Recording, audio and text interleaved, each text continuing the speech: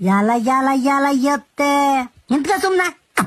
ಓಪ್ ಓಪ್ ಹೆಂಗ ಇದಾವಲ್ಲ ಚೆನ್ನಾಗಿದಾವಲ್ಲ ದನ.